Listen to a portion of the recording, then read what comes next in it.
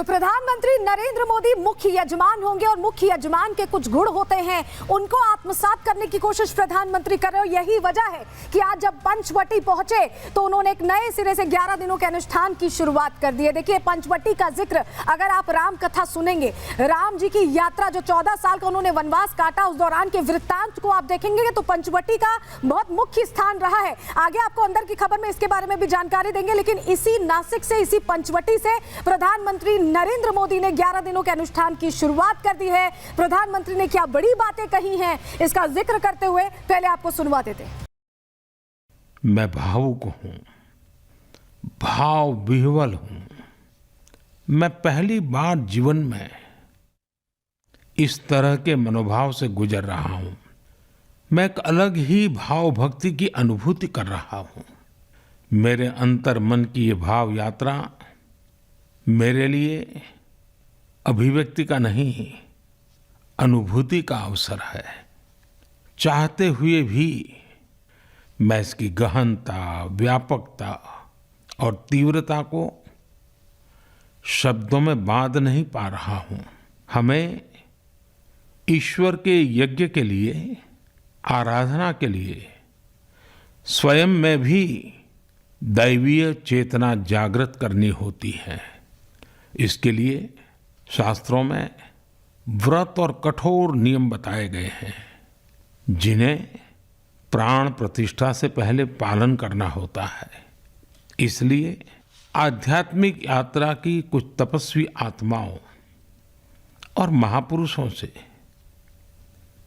मुझे जो मार्गदर्शन मिला, उन्होंने जो यम नियम सुझाए हैं, उसके अनुसार मैं आज से 11 दिन का विशेष अनुष्ठान आरंभ कर रहा हूं। मेरा ये सौभाग्य है कि 11 दिन के अपने अनुष्ठान का आरंभ मैं नासिक धाम पंचवटी से कर रहा हूं। तो प्रधानमंत्री आज नासिक पहुंचे थे, जो उनकी बड़ी बातें थी आप उससे समझ रहे हैं कि यम और नियम का जिक्र वो कर रहे थे।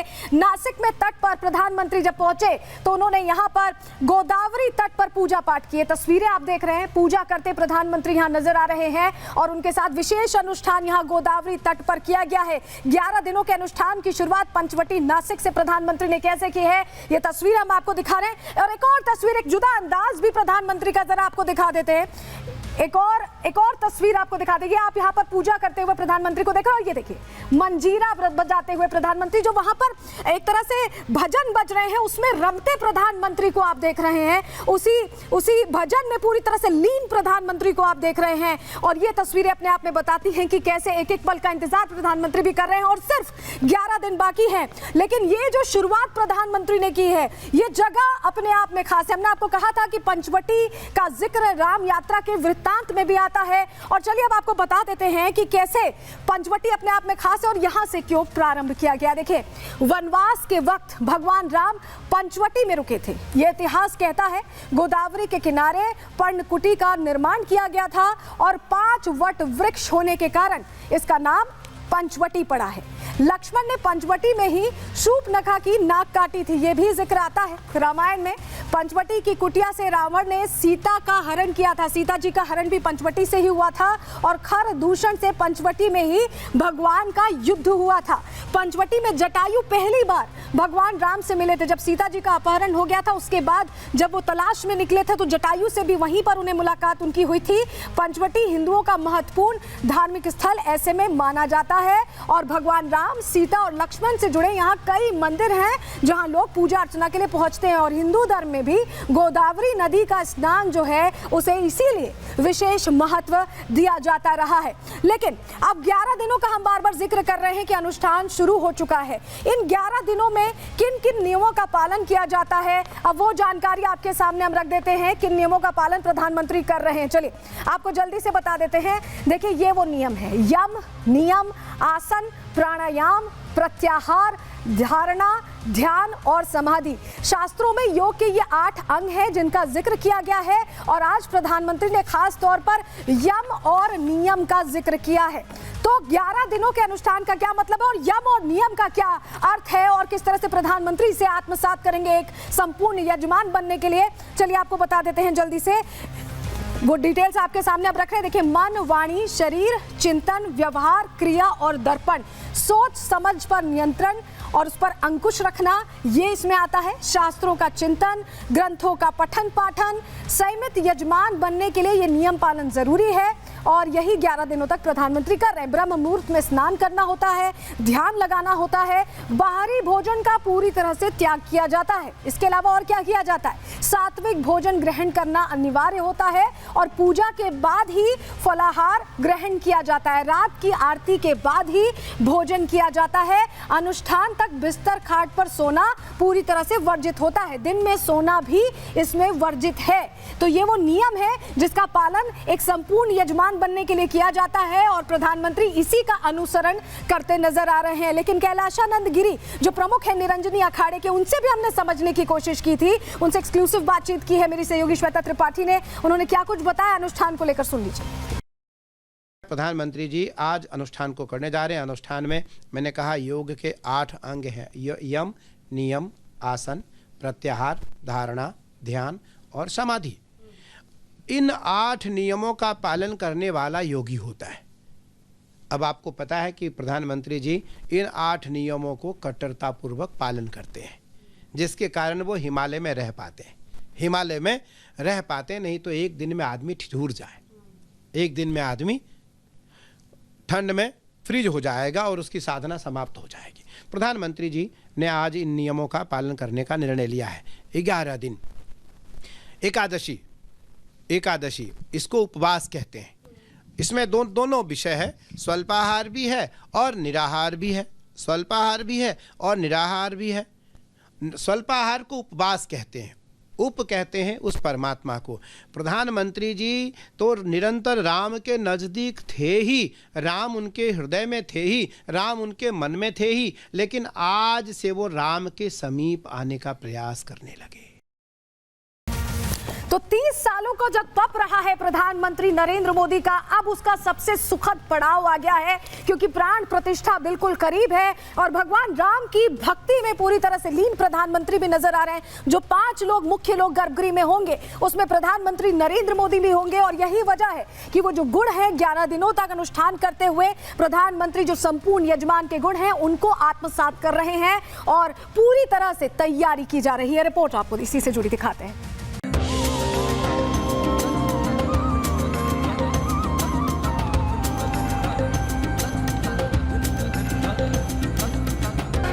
जून 1989 में हिमाचल प्रदेश के पालमपुर में हुए अधिवेशन में बीजेपी ने प्रस्ताव पारित कर अयोध्या में राम मंदिर बनाने का संकल्प लिया। बीजेपी ने 31 साल पहले जो संकल्प लिया था आज वो साकार हो रहा है। अटल बिहारी वाजपेयी और लाल कृष्ण आडवाणी के नेतृत्व में राम मंदिर की जो यात्रा शुरू हुई उसे आज प्रधानमंत्री नरेंद्र मोदी सिद्ध करने जा रहे हैं। तब भी सोमनाथ से जो अयोध्या के लिए यात्रा शुरू हुई थी उसके रणनीतिकार मोदी ही थे। मंदिर वहीं बनाएंगे, उसको कौन रोकेगा। पीएम मोदी ने आज से 2 साल पहले राम मंदिर की आधारशिला रखी थी और आज वही मोदी रामलला की प्राण प्रतिष्ठा समारोह का अहम हिस्सा बनने जा रहे हैं। आज ये जयघोष सिर्फ सियाराम की नगरी में ही नहीं सुनाई दे रहा, बल्कि इसकी गूंज पूरे विश्व भर में है। उनका वो संघर्ष, उनका वो संकल्प आज असलियत का रूप ले रहा है। प्रधानमंत्री भाव विभोर हैं, अपने अंदर एक अलग स्फूर्ति का अनुभव कर रहे हैं। आज उन्होंने जो ऑडियो जारी किया उसने उनके भावों को सिद्ध कर दिया है। प्राण प्रतिष्ठा की मंगल घड़ी, चराचर सृष्टि का वो चैतन्य पल, आध्यात्मिक अनुभूति का वो अवसर, गर्भगृह में उस पल क्या कुछ नहीं होगा। प्रधानमंत्री प्रधानमंत्री नरेंद्र मोदी के मुख से निकले ये शब्द बता रहे हैं कि इस वक्त वो रामलला की प्राण प्रतिष्ठा को लेकर किस तरह की अनुभूति कर रहे हैं। 22 जनवरी को वो उन 5 यजमानों में एक होंगे जो गर्भगृह में मौजूद रहेंगे, भगवान को दर्पण दिखाएंगे, प्रभु को काजल लगाने के साक्षी बनेंगे, आराध्य को उनके सिंहासन पर बिराजेंगे। नवकंज लोचन कंज मुख कर कंज पद कंजारुणम। प्रधानमंत्री नरेंद्र मोदी जानते हैं कि प्राण प्रतिष्ठा की ये प्रक्रिया कितनी पवित्र है।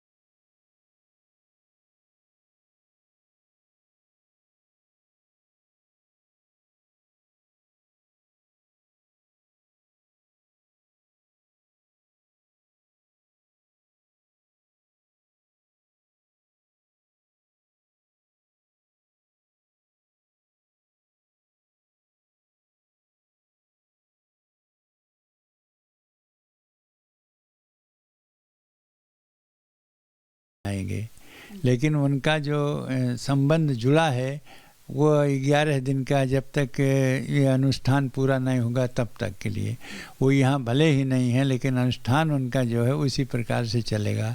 वे एक अद्भुत शासक प्रशासक तो हैं, पर एक विलक्षण उपासक भी है।